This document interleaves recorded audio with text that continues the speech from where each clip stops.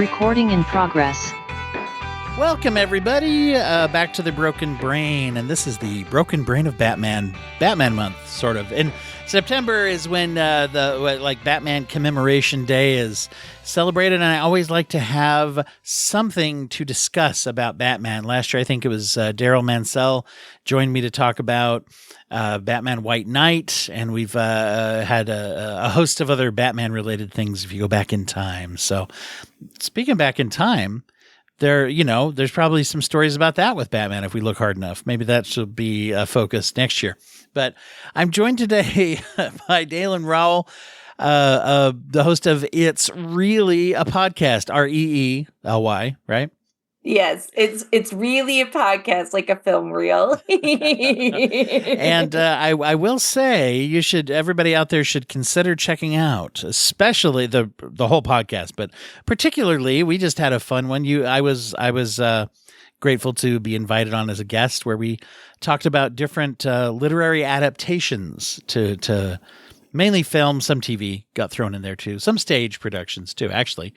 If you think we talked about some musicals for sure, which is super fun. But yeah, no, that episode was a blast. And as always, it's a delight to get to record with you, Dwight. So I'm very excited to talk about something else I'm very passionate about, which I'm assuming you are, since you're doing a whole series of episodes about it. Absolutely. Yes.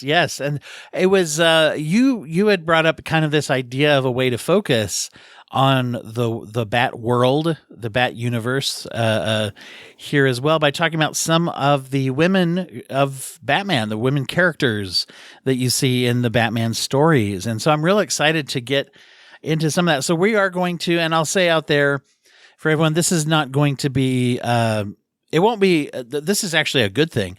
It won't be complete or exhaustive because as we're looking into it, there are actually a lot of female characters in the Batman stories, which is cool, right? Mm-hmm. Love that. Love the girl power of Gotham. I haven't really gone into how many of the stories meet the Bechdel test, but I will say there's probably not a lot. It depends how many of them are there at the same time and who they're talking to. I will say there's a lot of them that talk about things that aren't just guys. I guess that's half of the Bechdel test, but are they talking to other women? See, that's another thing to question of itself. There's been a lot of work there done mostly around the Harley Quinn and Poison Ivy have had quite a bit of that in the Harley Quinn series, and some when we're going to get into Harley, I think, today as well. But but yeah, as far as having the interactions of, that's something to work on. A lot of times in the Batman shows and a lot of the comics growing up, a lot of times it's Batman and whoever else is on the frame or screen, so they're always interacting with Batman, I guess, huh? In some way, or at least he's in the background. He's in the shadows of Gotham, or maybe he's in the shadows of their mind. There's many ways to interpret it.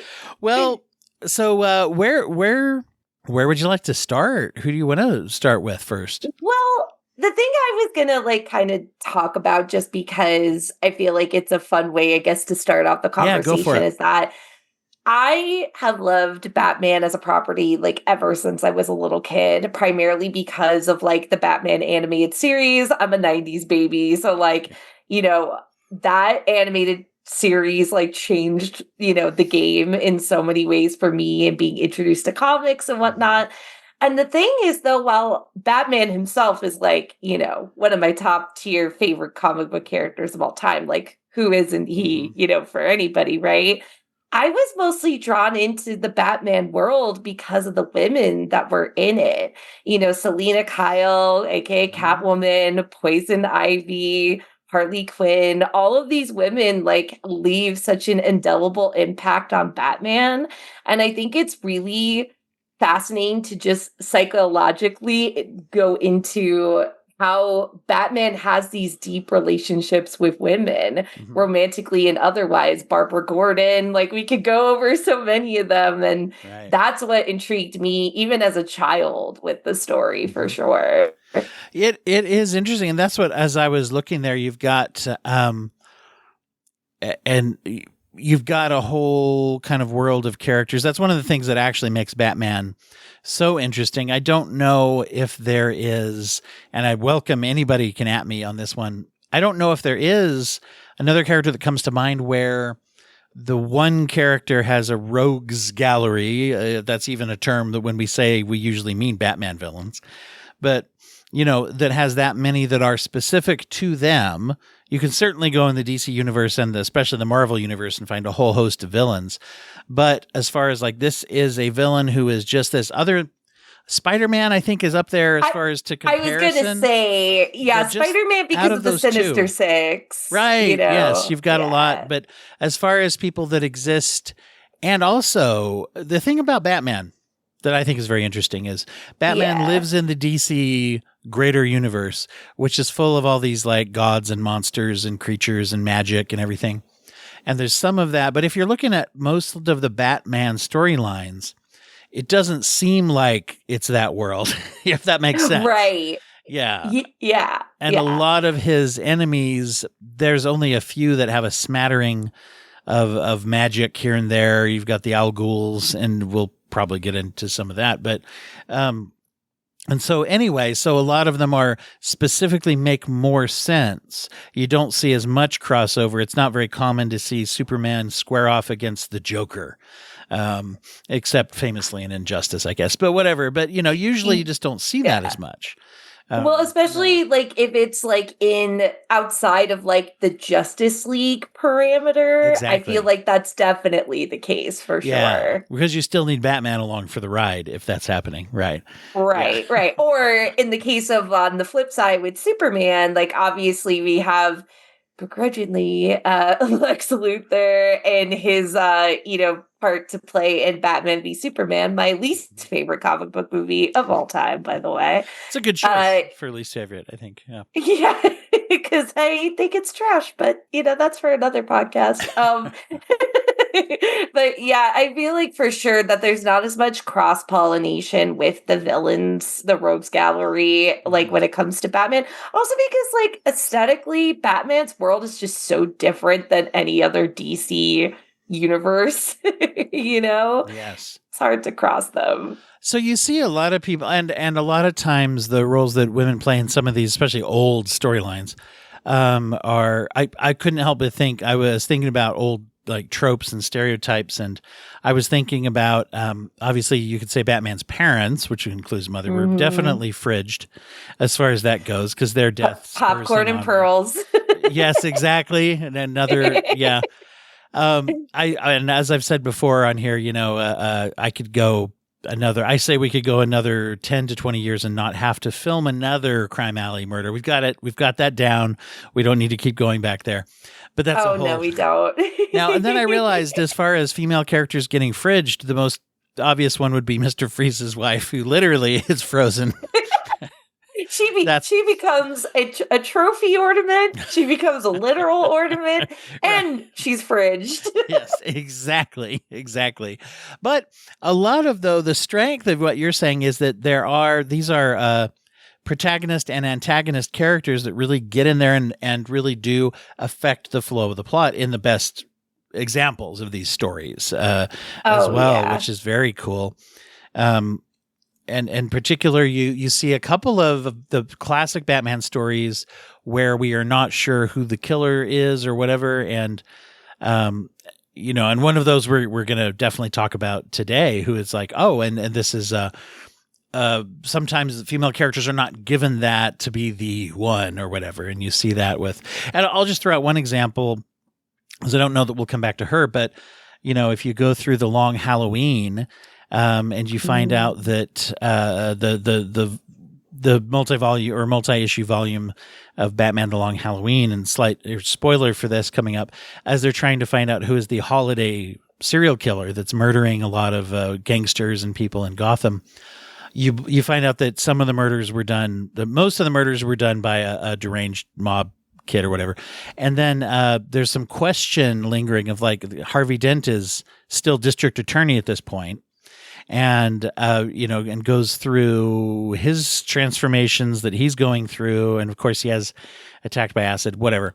in the end, you find out that if some of the murders, at least, were committed by his wife, who was thinking, if I can help stem the tide of gang Oh. violence, my husband will be back from this dangerous mission that he's on, that he, will be together more, will be whatever. And that she has like some intentions to save him, right, from where the road that he's going down. And so, and as far as I remember, I think even in volume 2, the sequel to that, I don't think she ever gets caught. I think she gets away with it. Anyway. Yeah, and I think that that's actually like a very common theme in Batman stories of female characters who, granted it's at different levels, like especially like what you consider like what you just said about the Long Halloween, but women who do drastic measures in order to kind of take control of their lives and in many ways to control how Batman is in their lives. And I think that that's a really interesting dynamic too, for sure. And the interactions I had been looking up a list of who dated Batman, and it turns out every woman has dated Batman.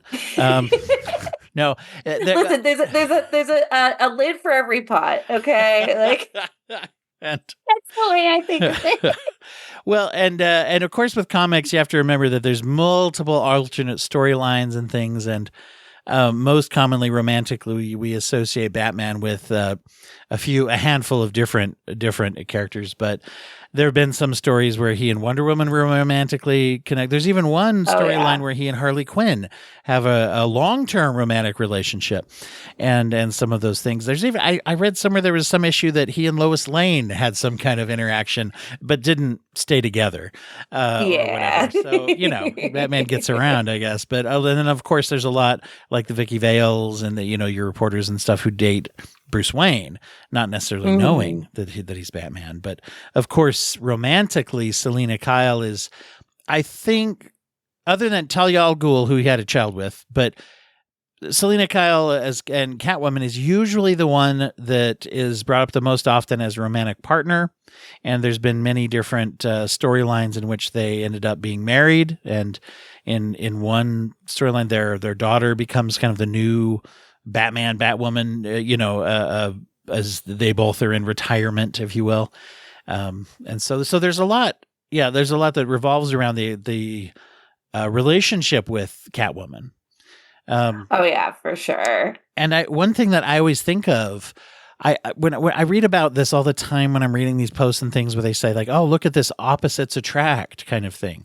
I don't really think of them as opposites. One of the things that when you talk about a Batman Catwoman romance, that they actually have a lot in common. They're both rule breakers. In fact, this gets me in as a Batman fan. I get into this and people want to argue with me about this, but Batman is fighting criminals. But I always try to remember, Batman is a criminal. He's breaking the law. He beats up cops when they try to arrest. I mean, he is not in sync with the system, even though he gets cooperation from Commissioner Gordon and the Gotham PD eventually and whatever, that there is a connection. But boy, The Dark Knight showcased this really well when it's like, hey, he was at the heyday of, okay, he's got this in with Gordon and he's helping. And then in the end, when it's like, this SWAT team's going to hurt these people, they don't know, there's no time to tell them. So I'm just going to kick their asses and dangle them off of a building. So it's like, yeah, he's not a cop, So true. Well, and to piggyback off of what you were saying, that like, Selina and Bruce really aren't opposites, or, I guess whatever variation you want to say on that. That's why I am obsessed with Batman Returns, because that movie personifies that notion of their relationship to like the nth degree. And now granted, some people might think that's a little too like on the nose, like a little too obvious. They literally have dialogue where they're like, oh, wow, our lives are so similar, blah, blah, blah, like that kind of thing. But at the same time, as someone that is a huge fan of screenwriter Daniel Waters, who also wrote Heathers, I think that screenplay is such a pitch perfect example of how you humanize these otherwise kind of like cartoonishly larger than life, characters, while also making them still campy yet relatable at the same time. And I feel like, when you bring up Catwoman, you have to talk about Michelle Pfeiffer, right? Yeah. Because she is like the pinnacle Catwoman to me in many ways, even though other people have other cat women they appreciate more. But I, in particular, love that because I think she brings out like the vulnerability in both Michael Keaton, and also her character brings out the vulnerability in Bruce so much. And that's what makes them such an attractive couple, is the Yes. fact that they're keeping secrets from each other, yet they don't want to. Like, it's this forbidden romance. It's so fascinating to me in that Yeah, way. it's very intriguing to me to look at that, because the similarity, one of the biggest similarities to me, is they both go outside the rules of society to do what they want to do, what their goal is, and neither one of them is amoral. If you think of like Catwoman will, just because she's a thief, right, and because she is a killer at times, right, but she is not without her own moral code, and she oftentimes there's Catwoman comics and things, where she is the protagonist instead of the antagonist. And when she's in Batman, she's often more of an anti-hero, where she is doing good and she will come to help him, or she will come if there's a just cause, or if children in particular are being hurt, or cats too, I guess. But but that's something that so she has a moral code, and the thing that her main goal though is survival, and oftentimes enriching herself through theft. But oftentimes she's ripping off people who are bigger crooks, or very, very wealthy, or destructive themselves. Right. And so she has this moral code where she's kind of getting back at those that are worse than her many times. And then Batman's moral code still allows him to go way outside of societal boundaries, Right. And yet, he has this no kill code where he does not want to become the executioner, but at the same time, he will hurt people and he will break rules. He'll break laws, obviously, and do things in order to get what he wants, which is the pursuit of justice and going back to punishment of those that are hurting people weaker than themselves. So, but yet that's pretty similar if you think about it, Right. Make a pretty good couple.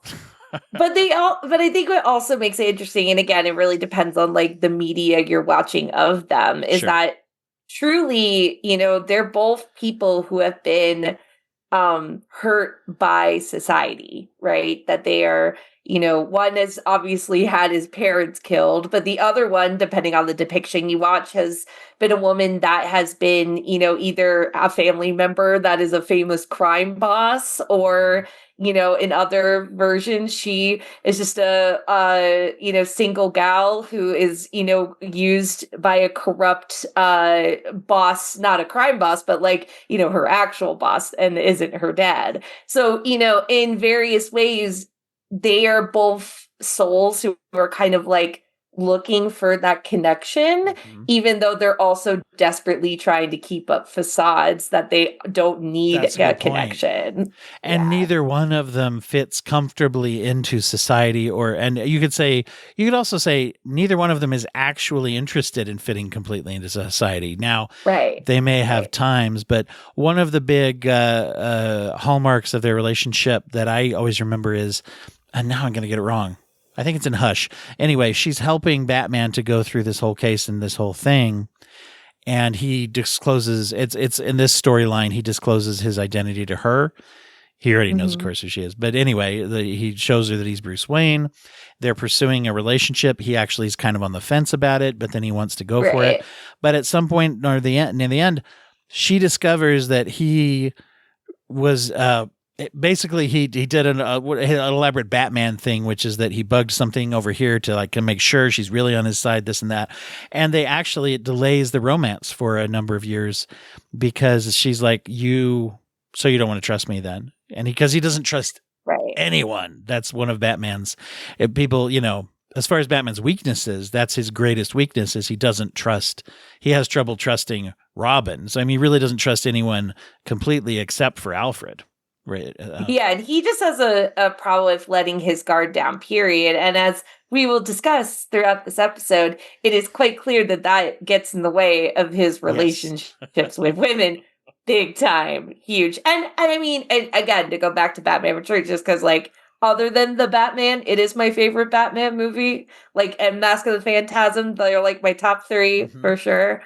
That, you know, that literally is the crux of why they can't really be together by the end of the movie, right? Is that, you know, he isn't willing to fully accept her being Catwoman. He'd rather, you know, she be Selina, and he can't let his guard down of him being Bruce, you know, the actual Bruce, not the fancy rich man Bruce Wayne, Right. and not the facade of Batman either. And he can't let that go, and he can't let her in. And that's the thing, of course. One of the famous little, you know, twists of Batman is that Bruce Wayne becomes the secret the secret identity, covering up his real self, and his real self is only the real Bruce is Batman, right? Yeah. And so you have that. And I think with Selina, it's the same way. She inhabits Catwoman so much that that's who she really is, and that once again, also for different reasons.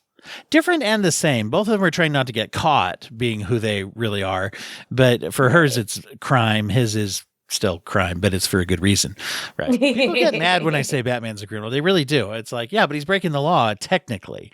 But he is a vigilante, you could say. Yeah, I prefer the term vigilante myself. But yes, I understand. just use it mostly in this one context to show that they both, you know, are living outside of society. It's one of the reasons why he also identifies so well with the criminal mindset, is because he knows what it's like to have to operate outside the law. So that'd be a better way of saying it, maybe.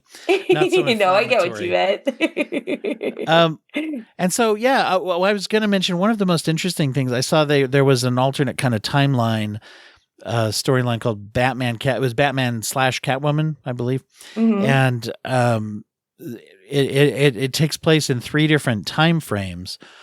It has basically the present takes place in the future after Bruce has passed away. His daughter is Batwoman patrolling the city. I believe, if I remember right, Dick Grayson, I think, might even be the commissioner. And Selina is his widow.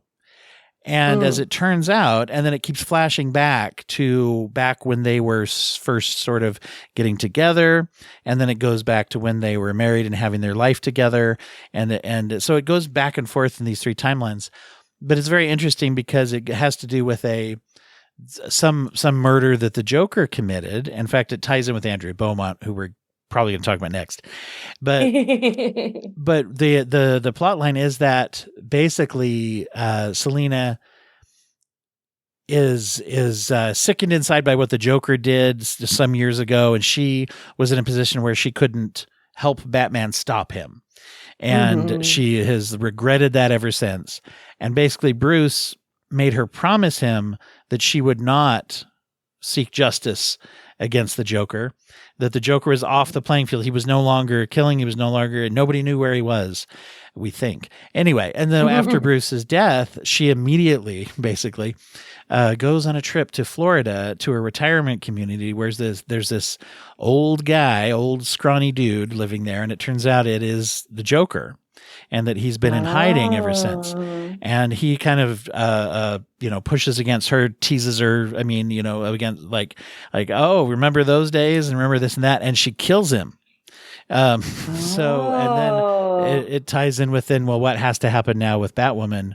This goes back to Gotham, right? This is a very Gotham murder, and it's like pretty quickly figuring out who did this. Oh, it was my mom. Anyway, so looking at this dynamic, and it touches on, it's a little darker than, some, but Batman's already kind of dark, obviously, but this one plays around with some of the stuff, but I think it brings out the nature of their relationship more, where I could totally see that, where it's like, hey, promise you won't murder the Joker? Well, you should have already killed him. I'm not going to. I could just imagine this, like, this couple's, conversation that they're having. Oh, yeah. About this. Why didn't you kill him? Well, just, well, You shouldn't. Okay, I won't for now, Anyway. I never heard of that title though before. I'll definitely have to like add that to my comic book list. It's an interesting one. Yeah, and it really does get into this weird friendship / colleague type of relationship that Selina and the Joker have, to where he's like, at the same time she's starting to form this relationship with Batman, she has this, not quite friendship, but he's like a colleague sort of, and he drops by and will give her little clues because he knows she's going to talk to Batman. And so he, and how he's this just, also it does an interesting job of keeping the crazy manic serial killer vibe of the Joker, but also maintaining the jokey side of the Joker, which is sometimes forgotten in some of those stories too, which anyway is a kind of an interesting thing. Yeah, no, that is interesting, especially because, I know mostly we're talking about like romantic relationships, but definitely Catwoman and Joker have a weird dynamic in certain pieces of literature. Well, should we talk about Phantasm, the Mask of the Phantasm in that story? Yes, absolutely. We will get into the spoiler of who did it in that, but it's worth it. So, like I said, Mask of the Phantasm is definitely in like my top 3 favorite Batman movies. It was my favorite Batman movie, but then the Batman came out and things changed. And it's an animated one for those who may not remember it. I actually saw it in the theaters when it was new. So cool. I'm so jealous. I can't remember. What year did it come out, though? It was the 90... Why? Yeah. 95? Yeah, I think so. Going to be around then. And it exists in the same, it's essentially the universe of Batman the Animated Series, which is, by the way, also one of the best on-screen representations of Batman as a TV series. Right. I was going to say, correction, it was 1993 that All it came right. out. There we go. Yeah, so I was only 3 years old. I was a wee babe. I was probably 15, I think, when that came out. Yeah, so you would have gotten to appreciate it a lot more than a 3-year-old. So I think, right? When did you say 93? Yeah, anyway. But so so then this is a story that gets into, and it was interesting because they brought it into the theaters and it was a little more murder heavy than most of the episodes of the TV show. Didn't really have people get killed all that often. It would more make reference to it, but it didn't have a lot of like on-screen death, if that makes sense. But in the movie theater, there's all these murders that start happening, right? Right, exactly. And we have a character who is not the villain of the movie, but definitely is another similar masked vigilante that appears in the film. That is the titular Phantasm. But at the same time that all of this stuff is going on, we obviously have another female character in the Batman roster, one who I don't think gets talked about enough, and that is Andrea Beaumont, I think that's how you say Beaumont. her last name. Yeah. Beaumont, yes, that's how you say her name.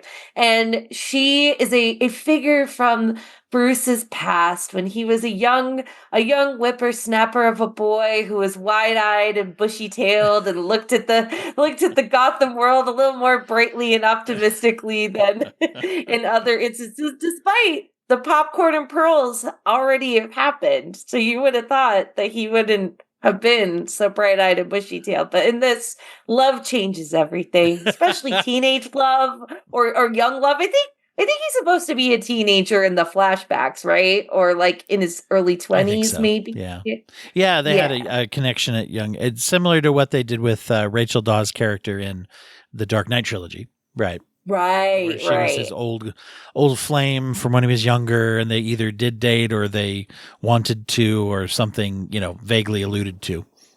Right, exactly. Well, and so something going on with Andrea's dad makes things a little murky in Bruce and Andrea's relationship. And basically, through a series of unfortunate relationship events, the two of them do not end up together, and she sort of disappears out of his life in a very traumatic way. But of course, in true Batman fashion, when somebody comes back into Batman's life, it's probably because some crime fighting shenanigans are going down. And And here, that's the not to give away, but it's always funny when somebody shows up who's been gone a long time at the same time that some other masked figure shows up. Luckily for Batman, that not people don't usually notice that. Oliver Queen, Green Arrow, also had some significant luck in that area too, where it's like, here's someone super famous that we all noticed came back, and at the same time, oh well, what a coincidence. But so Andrea's back, and then the Phantasm shows up and starts basically bumping off gangsters, right? Right, exactly. Which makes sense if you, put the pieces together of how Andrea's dad fits into, the story of all of this. And, the thing that I really love about her as a character is that, again, kind of in the vein that we were talking about when it came to Selina and Bruce's relationship, Andrea is also someone who has a facade, right? That she is portraying this sort of like perfect, and again, in the world of the animated series Batman, Art Deco, femme fatale woman, right? And granted, obviously, when they're younger, she's a little more innocent and whatnot. But as she enters the story in her adult persona, she very much evokes that. But she also works in a not annoying what's the word I want to use? Manic pixie dream girl way. She works as a great metaphor of the life that Bruce could never have. Especially in his current persona. And I think that theme really comes into play when you find out Andrea's true motives in this story. That's right. And so you find out, and she's also one of the few, two ways I think she's really interesting. One is that she's one of the few rogues gallery who depends upon an anonymity. She's the Phantasm killer, obviously, is the spoiler here for everybody out there. Yeah, but, spoiler for a movie that came out. 30-year-old movie. Yeah, exactly. So, but also still worth a watch to kind of, even though we spoiled it for everyone as far as the killer. Anyway, but she also is relying upon a secret identity, which many of them, they just don't have. They're just whoever they are. It's like, oh, it's Oswald Cobblepot, the Penguin. Oswald the Penguin Cobblepot is how he'd be listed if he were a key grip or something on a list of credits. But and aside from the Joker, who is either known to be Jack Napier or it doesn't have a past, which is oftentimes how he's portrayed as no one knows who he is, Right. So other than that, though, so she does depend on that to do her killing before Batman can catch her. The other thing that's interesting is she originated from this movie. And as far as I know, and I believe if I'm saying this wrong, Harley Quinn then and her would be two characters that originated from the world of Batman the Animated Series and then made some appearances and got brought into the world of comics. I don't think she certainly didn't explode the same way that Harley Quinn has, but there was a 2020 run by Tom King in which she appeared. And Tom King, famous a Batman contributor to the comics. But then of course Harley Quinn we see reflected all over the place, but she started as a TV character, which is interesting too. So. Right. Well, and the other thing that I kind of wanted to mention kind of along those lines, this is more of a behind the scenes thing, is for those of you who don't know, the Batman the Animated Series, while is very famous for having like the iconic Danny Elfman music theme as like the intro to it from the OG Batman movies, the person that did the majority of the music for Batman the Animated Series and for Batman Mask of the Phantasm was a woman named Shirley Walker. And not only was she one of the first female movie composers, like, kind of ever, but she also was one of the first to, score, like, a major Batman movie, a superhero film. And that is such a really important thing. And the reason why I bring that up is because I feel like there are scenes in this film that are very much benefiting from female energy. And I feel like Shirley Walker's music really encapsulates the emotional journey that Bruce and / Batman goes through with his relationship with Andrea and really emphasizes it a lot more. I need to rewatch this and see, Yeah, see how that works. And that's really fascinating because at the same time that you have this movie where there's a woman antagonist ultimately, you have also, one of the first times that a woman has gotten a chance to say to compose for a Batman movie as well. That's interesting to see that there was that real life going on there as well. Well, especially when you think about the fact that, the Phantasm as a character has a very like masculine appearance, right? That, has very like broad shoulders and has a deep and voiced by Stacy Keach. She has like a voice modulator that makes her sound like Stacy Keach. Right, exactly. So, she is a character who feels like her only sort of way of intimidating these criminals is by having a masculine persona, right? Because that's what she intellectually would associate with intimidation and also with vigilantism, right? Yeah, especially because she's going up against mostly like male figures, and also her, like I said, her dad is like a very pivotal plot point in this movie too. So that being a thing, and then when you correlate the fact that a female composer is working on this movie who is in a male dominated space, it's just two things I can't stop thinking about. Because that's very cool. I didn't know that. I didn't know that. That's really cool, actually.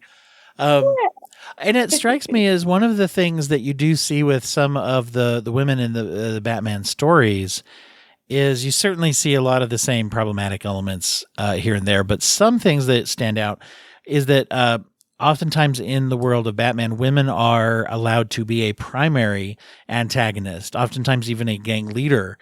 I'm thinking of a couple that come to mind is Sophia Falcone, who has not made a big screen kind of. I don't think she's been in any movies or anything as a character. I think I'm sure there are people in the comments section that are going to be like, have you guys not watched every piece of Batman media? Yeah, exactly. I'm sure I missed something. I have not watched The Penguin, but as far as I'm aware, she is the lead female character. I haven't seen The Penguin yet. Okay, now I'm fascinated because she is a fascinating character who appears in The Long Halloween and much more in The Long Halloween Part 2, the sequel, which is not as good, but she's a really good character. She is tough and cannot be controlled by the crime family, and she pretty much is like, she's very autonomous and has a whole thing about, once again, there's a dad issue here too, where she's loyal to her father, which also goes into Batman, the relationships with the characters and their parents. And one thing that we talk about, I think every year that I do this, there's always, Batman is a universe that very much plays fast and loose with mental health and trauma, and sometimes more elegantly and sensitively than others.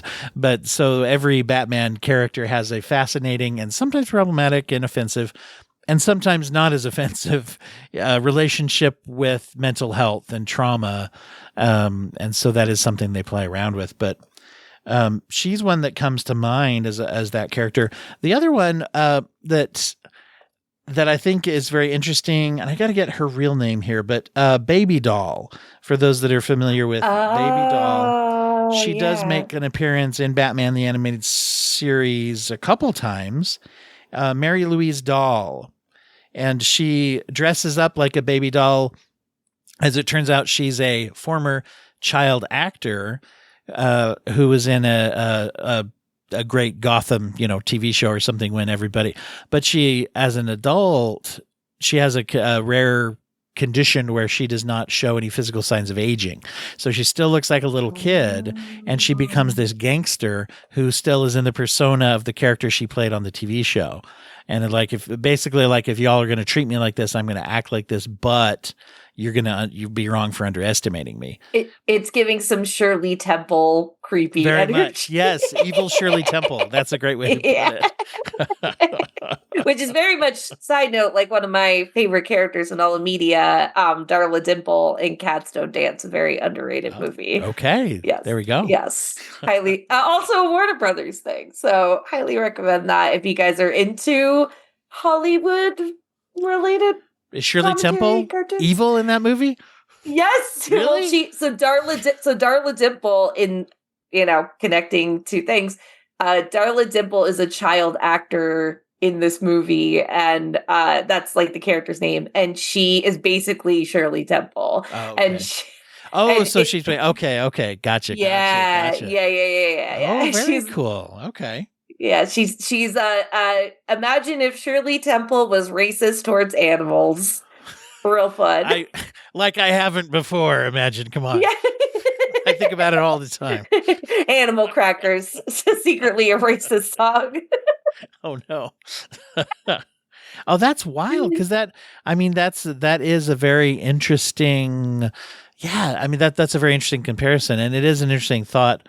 Kind of thought experiment to say, here's a person who not only is that they're that traditional child actor, like troubled childhood piece. It's like, no, this is like totally Breaking Bad. This is Shirley Temple Breaking Bad, Right. kind of a thing. That's very interesting. Oh yeah. And she also, with Baby Doll, one of the things I think is interesting is she takes this vulnerability piece of being like, I'm viewed as a child, I'm treated as a child, and turns it very much to gain advantage and have a position of strength, right? Which is an interesting thing to put into a character like that, to say, here's a character who looks not only a woman but a little girl, and what empowerment could she possibly have, kind of thing. And anyway, and certainly I would say not perfect in the execution in some ways, but just like in the mental health area, just like a lot of Batman characters aren't. But the major problem they often do is a little too simplistic, as far as these very, very smart criminals all of a sudden can be easily manipulated if you just understand their symptomology a little bit more. So that's a trope of mental health criminals. Right. Well, and I think in regards to Baby Doll, the thing that I think about is that, there is a trope much often in comics and also just in media in general of infantilizing women, that they have to, be shaved, they have to be clean, and, that they have to always look like the most pubescent, like clean version of themselves to be sexy, right? And I think having a character like Baby Doll that literally is a woman that cannot age, and yet that is like used against her in society, is really interesting commentary about that, Yeah. While also the fact that, kind of going back to, talking about Andrea / the Phantasm, the idea of that the physical presentation of yourself being more masculine is more intimidating, yet Baby Doll is a villain that becomes intimidating to other people based on just her actions, but on the outlook, people are just like, oh, she's a little kid, so she's not gonna do anything, Sort of like being infantilized is her superpower in a way. Right. Yeah. Right. Huh. Yeah, so it is interesting to see how they're able to play with those different things. I will say, on the list of characters who have dated either Bruce Wayne or Batman at some point, Baby Doll's not on that list. I just want to be clear. Thank God. At least I have not seen a list that includes. I mean, maybe there's a version where she's adult, but I don't think that would be a very cool. Yeah. I was gonna say maybe there's a version where she dates like Robin or something, but like Damian. Yikes, please. No, wait, but she's an adult at that time. That wouldn't work either. So never mind. Unless it was back in time. But then he wouldn't be born. You know what? Alternate timeline. I'm gonna just write down here. Contact DCRE. Alternate timeline. Okay. Damian Wayne and Baby Doll together again for the first time. All right. And also she does also form a friendship. The tightest friendship she has with another criminal is Killer Croc, actually, that they are like a team, which I don't know why. I just think that's interesting. Big monster croc man and little girl, Right. Well, the juxtaposition of, again, this character who is this very, like, small, tiny, innocent little girl next to giant croc man is like, a great juxtaposition, and also, contradicting visuals next to each other. Yes. Well, should we talk about Harley for a minute?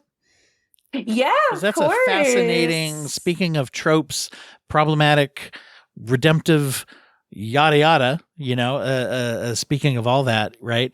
Harley Quinn is a great example. She her backstory is that she's actually a psychiatrist who worked at Arkham Asylum, who fell in love with a particular Quinzel. one of the inmates.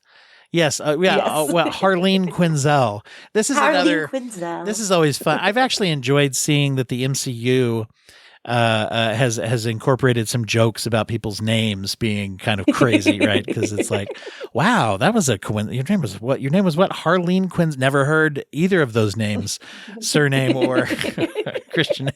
First or last name before that. Never heard that before, and then you're a Harley Quinn. Wow. Okay, I guess it was meant Shock. to be, right?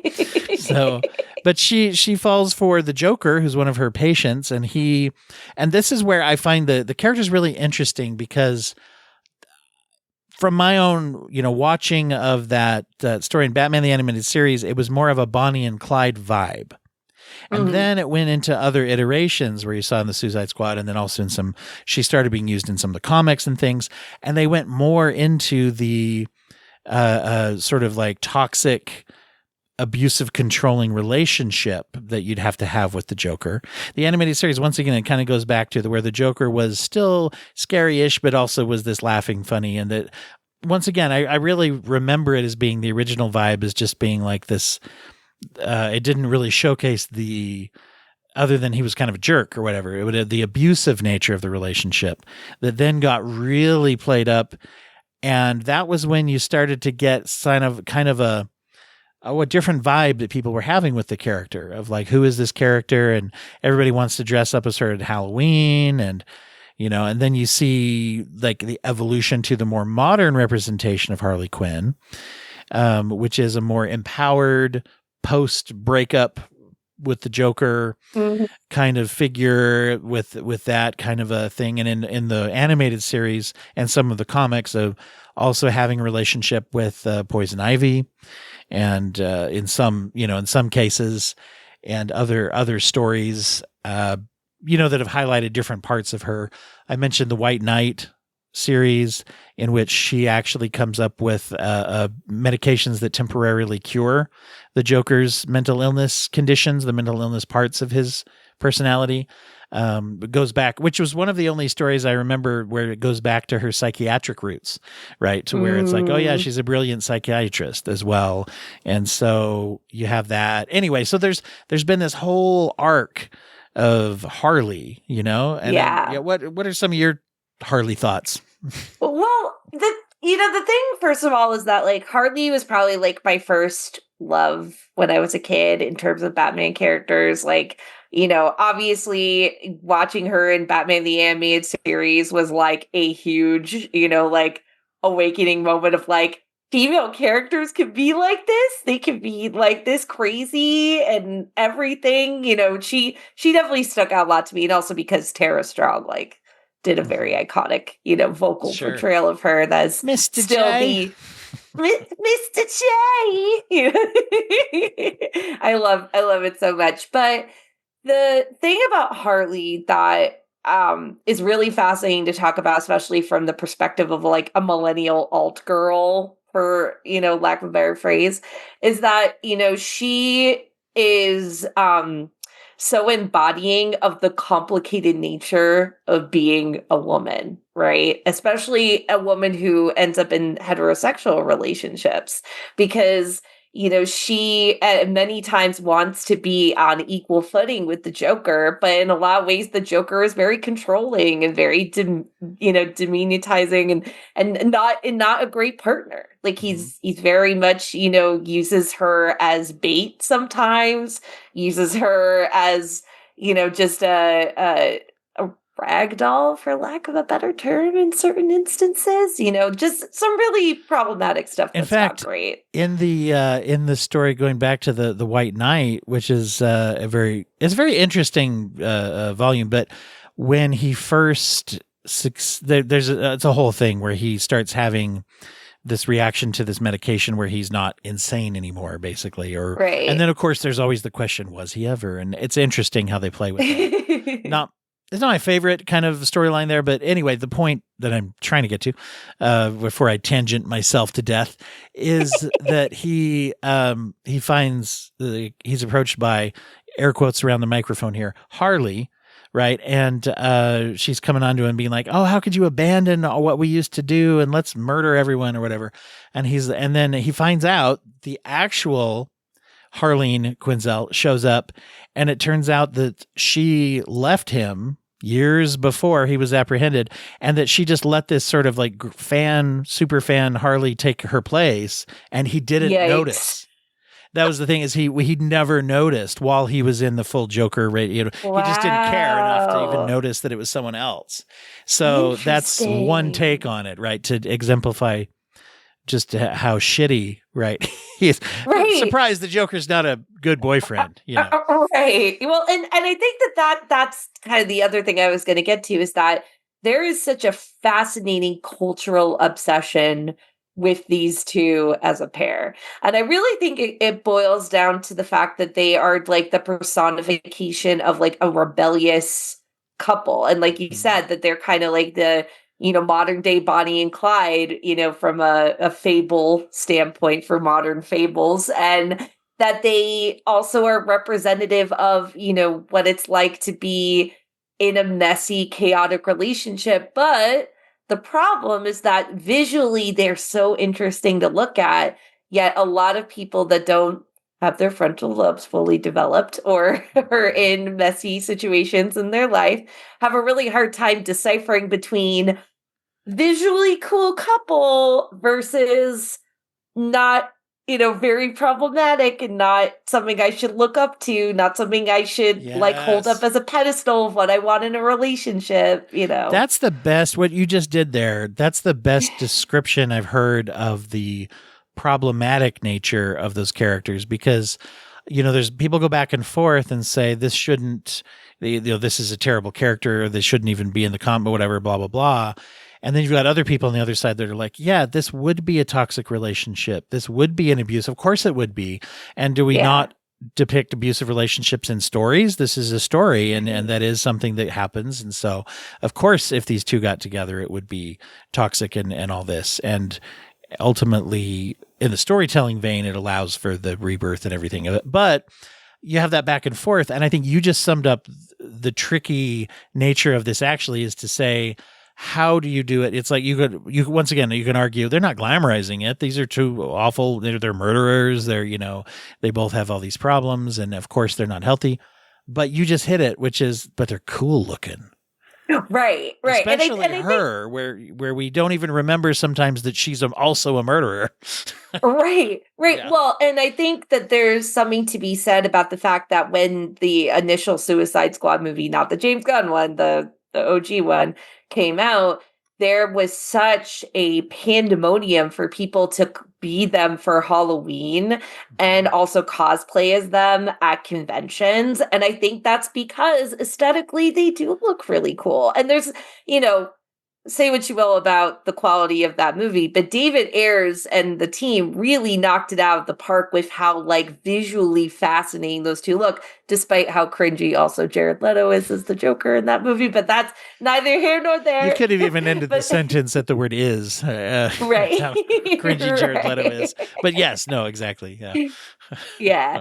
And I think at the same time, the other thing that I always take away from the fascinating, dichotomy of those two is that I feel like there are a lot of people that romanticize them because they feel like they are on the outskirts of society, and they look at their relationship from a purely visual, one sentence description, and it's like, that's what I want. I want a villain man who turns me so crazy I fall in love with him, but they don't realize the ramifications of that. And, granted, you could say that's because of like, not to call out my white people, but I'm just saying a lot of it is white trash culture that loves them. Okay. Like, sure. No. And you had that. And I think that's one of the things you've seen with the whole thing with Joker and some of how, some of the movement. And I know a lot of people love that movie. That's, it's not my thing, whatever. No. This is not a slam at people out there who like the Joker as a movie. But I think undoubtedly we can say that depicted in the movie, and there are definitely real life people who are a little bit more in some of the manosphere incel movement, yeah, who identify with that character and are like, sort of, it's weird when you see a movie where it's like, oh, look, people in the movie are being like, oh, we like him and we're all messed up. So in real life, let me be like those people. Right. But it happens. That's the point I think you're making, is that, right. that it does. Well, I think what makes it sad is that, there are characters in media who are like going through mentally rough things that also don't do shitty actions like to the people they love, right? And that's what makes me sad when I look at people who romanticize the Joker and Harley, when it's like, it really taps in, I think, to the psyche of women that are especially in like heterosexual relationships, that they think that that's what love is, and it's not what. Well, it reminds me, and when I was a kid, and this is maybe a weird dive to take, but I think that you see this in other ensemble comedies, but the relationship patterns in the show Friends, where when I was growing up, I remember a lot of people saying like, oh, I want a Ross Rachel kind of story. And it's like, oh, you want a Ross Rachel kind of story? That's not a good story. And also just the concept that within this friend group, everybody has had a turn with everybody dating. It's like it's as if they're all Batman. They've dated everyone they've ever met. To have that, and then to have that, to have that exist and still, and not thinking about the fact that it's just like, it's for narrative structure, and the fact that we have an ensemble comedy with these however many people, but they're all have a history together and they're all still best friends. And it's like, well, that's not realistic for one thing. And then to say, oh, here's this off again, on again, will they, won't they? Okay, they did, but now what? How do we get back to will they, won't they? Because we can't think anything else in fiction, apparently. There's always so many like TV shows have gone through that problem of doing the will they, won't they, and then they do, and then they can't think of anything else. And so they try to go back and reset to that, which then becomes a toxic pattern of relationships, So, but then they look cool. They're attractive people. They're hilarious people. They're funny. They're fun plot lines. And it does start to influence a little bit, especially at a younger age. How do you look at the world, and what is it? Especially if you also feel, in this case, marginalized. Right? Marginalized in society in real life. And then you look, well, here's these marginalized characters, and look at them. They don't care. They don't care about any of society's trappings. They're out there. And so, yeah, you're absolutely right. And you could argue that the storytelling in those kind of instances is not always done responsibly. No, it's not. Well, and the thing I was going to say, like kind of to relate to it in the way you did with Friends, is that for me, my version of that I always think of, other than Joker and Harley, is Edward and Bella from Twilight, because those two, and even Jacob, the three of them, are, to a generation of women and beyond, held up to such a pedestal of what is considered like romantic and sexy and all these things. And when you really look at them, they're not that great. And it's something that I feel like, especially when, again, your frontal lobe has not fully developed, and also when you are limiting your resources of what relationships in media look like, what healthy relationships look like, you tend to not see beyond the, oh, they look so cool, or oh, they look so sexy, or oh, they really personify everything my hormones are wanting right now, kind of. Right. Yeah.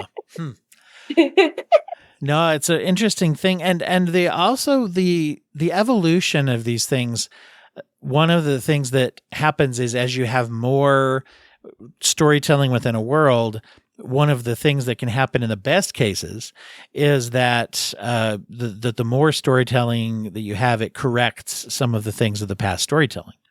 Right. I mean, take Right. for example, Rogue One, the movie, the Star Wars movie. They actually used a plot point that was a plot hole from Star Wars: A New Hope that people for years and years made fun of, which is, why is there a hole in the middle of the Death Star that you can blow up the entire Death Star? That's kind of stupid. They should have covered that up.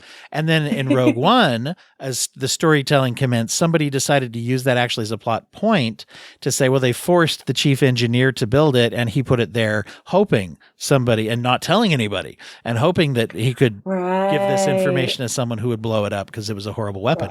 And so that's just a little quick example. But you look at that, and so I think Harley Quinn's another example of this, to say a lot of modern writers and artists have used this to say, here's a launch pad to now tell a story of an empowered person who, in most cases, though, still a villain in a lot of these iterations, but then also then makes an appearance as an anti-hero in a lot of things as well. That's gone through this evolution and got away from the situation with the Joker and being their own independent person. Right. Right. And that's kind of what I was actually going to say too. It's like our minds linked up, is that you can tell on a timeline of Harley Quinn media when a man wrote Harley and when a woman wrote Harley, or even more so when a man who knows how to write women wrote Harley, which, no shade to I'm forgetting his name right now, Tim somebody Tom King? Who wrote or who wrote the animated series, Tim. It'll come to me. I'll find it. Yeah. Yeah. But anyway, so the team that wrote the Batman animated series, well, all respect to them. If you were Bruce someone Timm. that follows, Sorry. Thank you. I knew there was a Tim in that name somewhere. But Bruce Timm and there was somebody else that wrote it. Something Vaughn. Let's see. I got the list here. There's a long list, lots of episodes. Bruce Timm, Melissa Gilbert, Paul Dini, Alan Burnett. That's it, Paul Dini. Okay. Yeah. They're like the main two that ran the show. But they, while I love them, you can definitely tell that, one, they write women in a certain way, which is both good and bad. Two, they are really horny. And three, they used both of those things in a really awkward way. Looking at You, Killing Joke movie, which made me really... Oh, yes. Yeah. Yeah. One of the most famous things that really pissed off a lot of fans, that the Killing Joke, of course, showcases a lot of violence done against Barbara Gordon, which launches the whole replacement of her from moving from Batgirl to Oracle for several years because she was a wheelchair user after having been shot by the Joker and all this, and it's tied up in that story. And just for those who don't know, I'm recapping just so it's a very, very pivotal, for good or for bad, very, very pivotal work in the overall mostly accepted timeline for Batman, is that you have this happen, right? But when they made the animated feature film movie of it, they threw in this piece where Batman and Batgirl, or Bruce Wayne and Barbara Gordon, have a sexual relationship history, which was not in the book, the comic, and then there's no reason to throw that in there, and it's super creepy. And yeah, exactly. Yeah. And you can tell. And the Joker, from what I remember, also sexually assaults Barbara Gordon, which also isn't a vibe. Oh, see, wow. Yeah. Yeah. There's not a sexual assault, but there's tones of, I'm just remembering the book. See, I didn't watch the movie. I just know this because I'm a Batman fan. No, I read. That's read why the I comic, didn't watch the movie. Actually, yeah. Because I was but no, we don't need that. It's already It's already kind of heavy enough. Then you throw in something like that, yeah. And you can tell that they were creepily horny in all the wrong ways, and I hate it. I hate it so much. Because they think, just like all men, they think they are Batman, and they wanted Batgirl, so they had to make that happen, right? Right, exactly, and make it weird, which they didn't have to make it weird, but they did. But that was the thing I was going to say, is that there is a clear, definitive timeline where you know when Harley is written by certain people in all various kinds of media, but especially when it comes to her movie and TV appearances.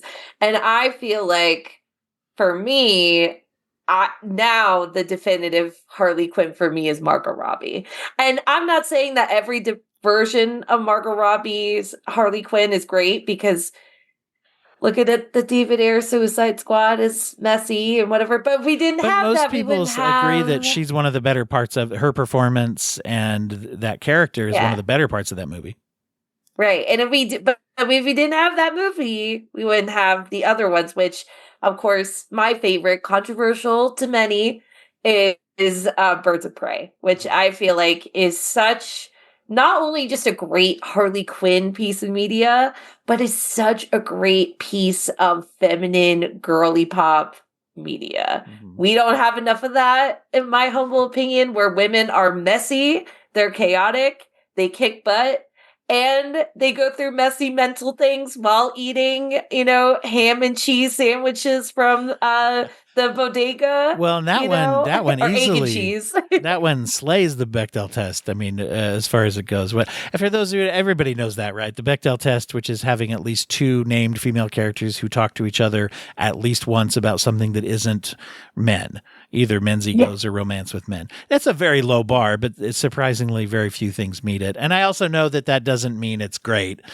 just because it passed that. But that's a good example of one where there's multiple female characters who are motivated by things that are not Mr. J or any other guy. Well, and the thing is that, Mr. J obviously is a pivotal plot point because, she doesn't do any of the actions of the movie without, being sad that she's broken up with him. Right. But that is such a great arc for her to realize after the chaos that she goes through in this movie that she doesn't need a man. Mm-hmm. And I think that is the coolest arc for her. Now, granted, I'm very disappointed that the end of that arc, she doesn't, ride off into the sunset with Poison Ivy. But that's why you have the Harley Quinn show for all of those. This is the great thing about comics. When people complain about lots of movies, and like, have you ever read comics? Because it's like you can go find one that's like, what if this person? Oh, here we go. What if here's a storyline where that happened?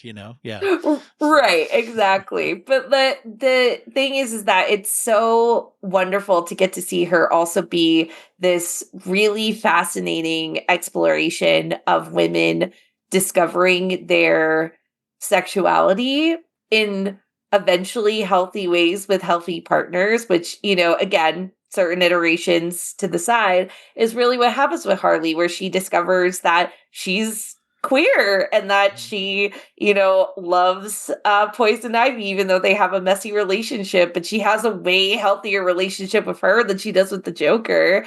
And I think that that's a story that, even with the messiness of Joker and Harley, is something that's important for a lot of women who do discover that they are queer, even when they are in really abusive, awful heterosexual relationships. Yeah. So. Well, there's obviously lots and lots of people we could go on. Is there anyone else you want to mention before we draw up for today?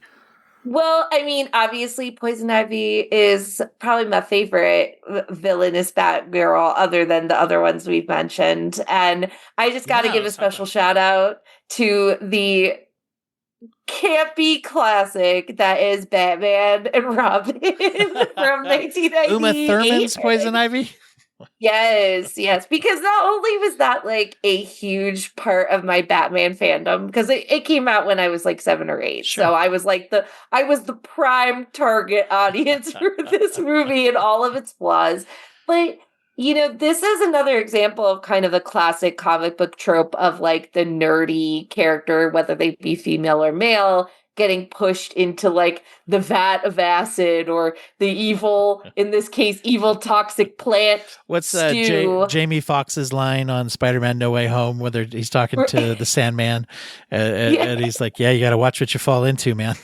Yeah, exactly, exactly. And in these kids, it was eels, but Right, and it's eels, a weird sand nuclear machine, whatever it was. Yeah, exactly. right, exactly. But when it comes to Poison Ivy, she in that movie, she is very much like Selena Kyle in Batman Returns, pushed in by a powerful, in that case, crazy man who doesn't want her to unveil like his icky truths to the world, right?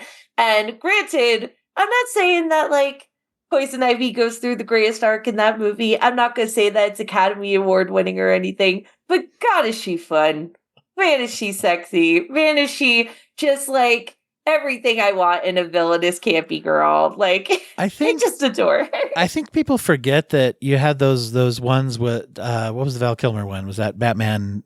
Batman Batman Forever. Forever, Batman Forever, and Yes. Batman and Robin. Both to me, when you watch those, uh, people like to look back now that we have a different, more grounded, gritty Batman alternatives.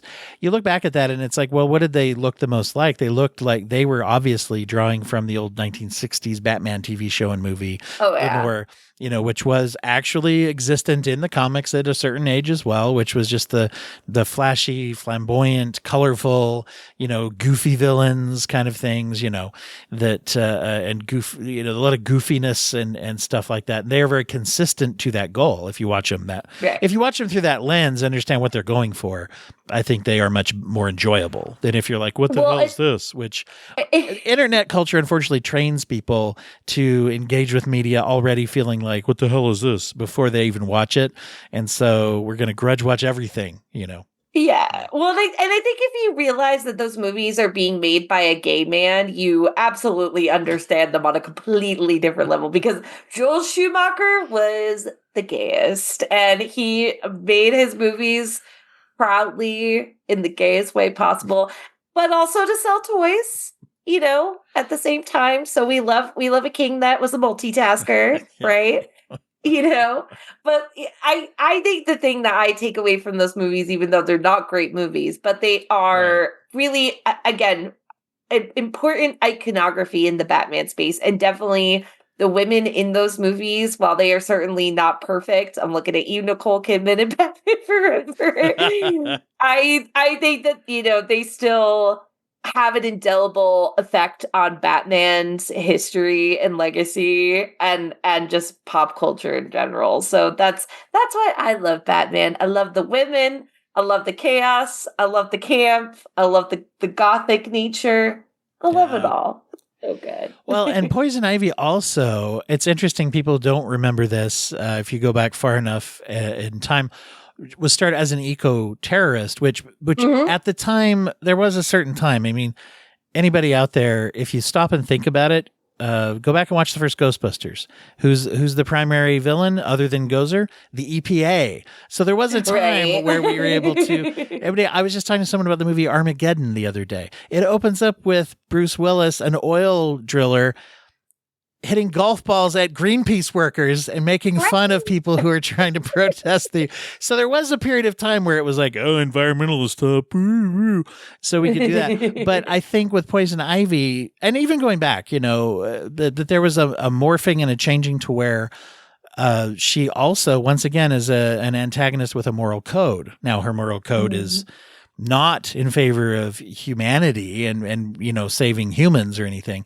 It's more about antisocial in that way against humans. But she does have a moral code. She doesn't. She goes after organizations and companies and who are damaging the earth. And there's a whole balance there to where you just find that. Then this is depicted in all kinds of iterations where Batman, as Bruce Wayne, will occasionally find out that, his corporation is being used for evil and he will try to correct it and all this kind of a thing. And so there's great opportunities for an international multi-billion-dollar corporation to have, evil being done in it. And then, the great in for Poison Ivy. And she's obviously a very empowered, powerful character in, I think it's Hush. She even takes over Metropolis by hypnotizing Superman with her powers and Right. things, and Batman has to rescue Superman from her. Batman and Catwoman together have to rescue Superman. So anyway, yeah, a very, very great choice. I'll just mention, I wanted to mention Talia al Ghul. Yes. Ra's al Ghul's daughter. and I'd love to see, we do get to see her in The Dark Knight Rises on the big screen. Right. I'd love to see that explored even a little more. But, for anyone who isn't aware, she is also, an on again, off again romantic partner with Batman. And they have a child together, which is the most recently debuted Robin. Unless I've got the timeline mixed up, but I think, Damian Wayne is Batman's, I believe, 11 or 12-year-old when he finds out about his existence. And so he's essentially a kid that was raised by the League of Shadows assassin group. So when he joins Batman and becomes Robin, Batman's mission is not to protect him as Robin so much as it is to protect criminals from Robin, and saying like, no, we don't kill. Right. And Damian's like, what are you talking about? We don't kill. What are you, crazy, old man? Just regular father-son stuff, but regular in this world. But for Talia al Ghul, she is the heir apparent to the League of Shadows, to the whole criminal enterprise of Ra's al Ghul, who's Batman's most feared enemy in most of the iterations, of him.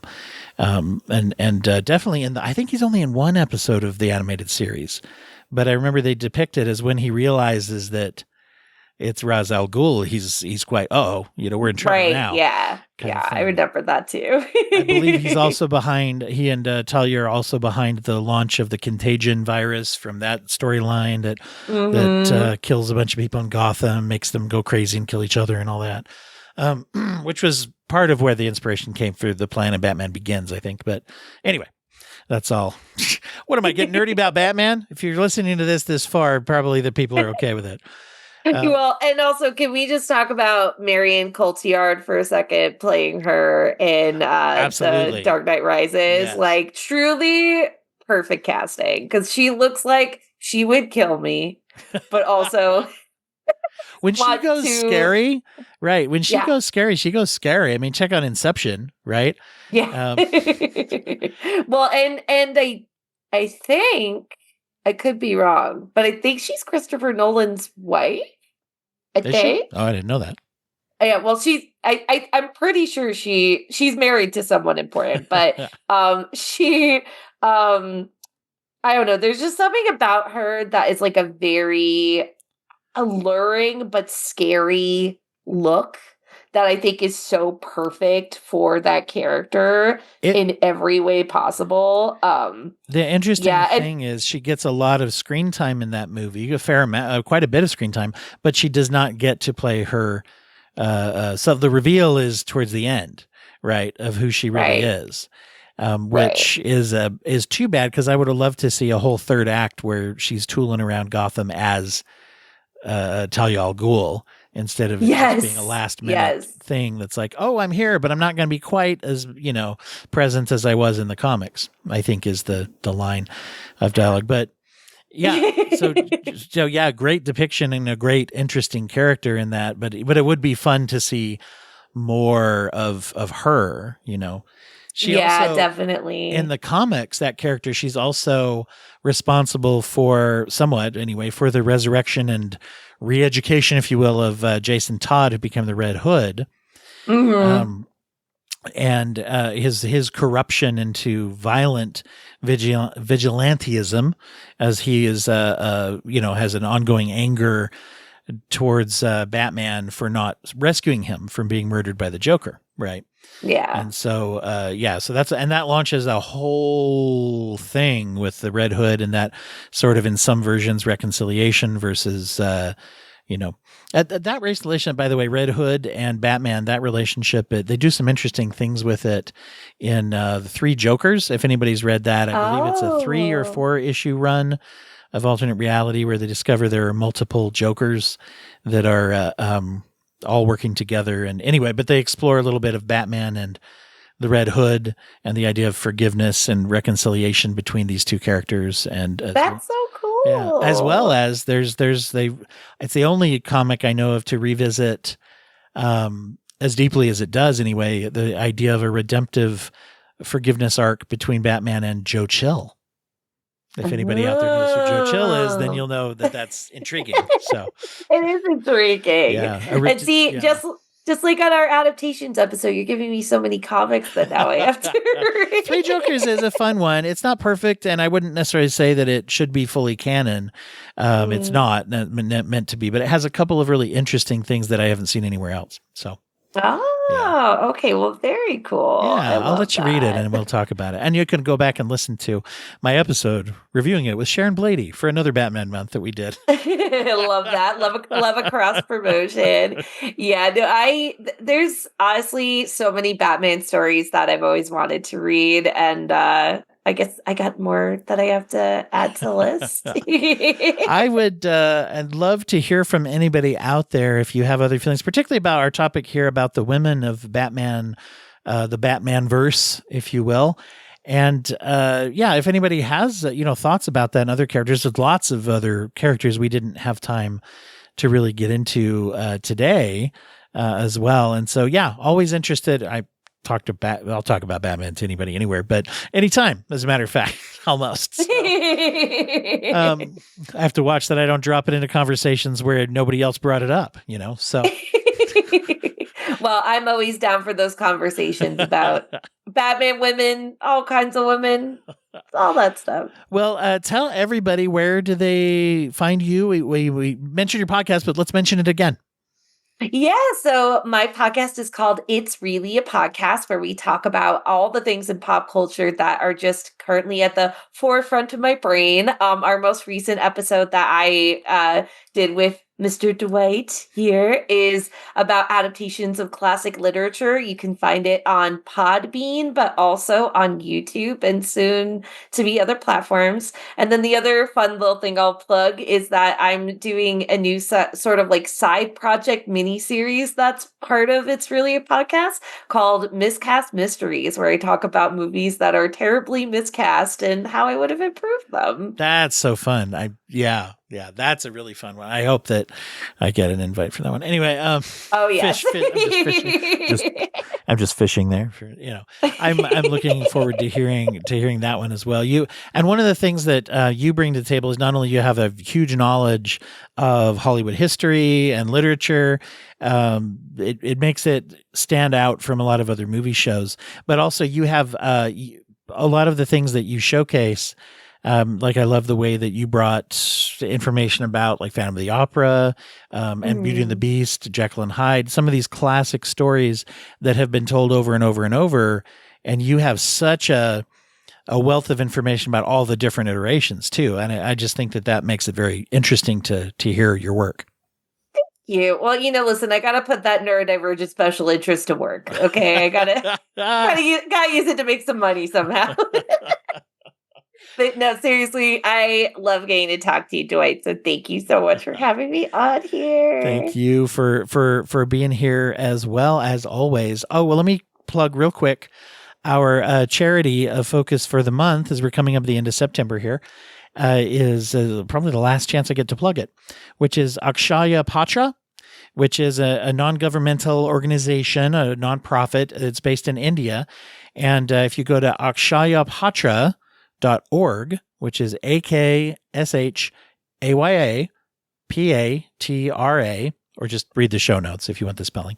And they are an organization that provides hot meals to children that are enrolled in school to both incentivize kids to come to school, provide them nutrients that they may not be getting other places. They may not be getting a full meal in some of the areas that they target in the neighborhoods, and also because it helps people learn. So, and shouldn't we get a lunch when we're at school? I mean, maybe that's not a radical position, hopefully.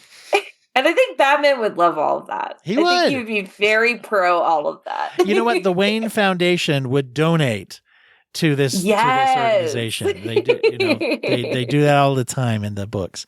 So anybody who's doing that, and also if you do become a patron of the Broken Brain at patreon.com/ broken brain, then you will get some of obviously our bonus materials, but 50% of your donation will go to the charity of focus in the month in which you joined. So in other words, if you donate today, then 50% of your donation will go to Akshaya Patra every month for the duration of your membership in the patron. So, and then, and let me little quick preview too for October and November. We're actually going to have the same charity there because they're doing an event for fundraising. It's the Because organization, which if you've listened to the show, you may have heard a couple times their CEO and founder, Marcia Holt, has come on to talk about their organization. They help people who were formerly being in a trafficking situation. So survivors who are not in that situation anymore, oftentimes there's no services to help them get into society, to figure out how to, solve their educational needs, vocational needs, and health needs, just all those kinds of things. And they're there to help. They do a great job. So for October and November, they'll be our charity focus because they are doing a virtual walkathon where you can either walk or run and pledge amounts just the same as you would at a live event. But it is a virtual event that you can participate in from anywhere in the world through the website at any time throughout those 2 months. So we're going to be talking about that. It's a great organization. So, well, and thank you so much. Once again, always a pleasure to record with you. Yes, it's awesome, Dwight.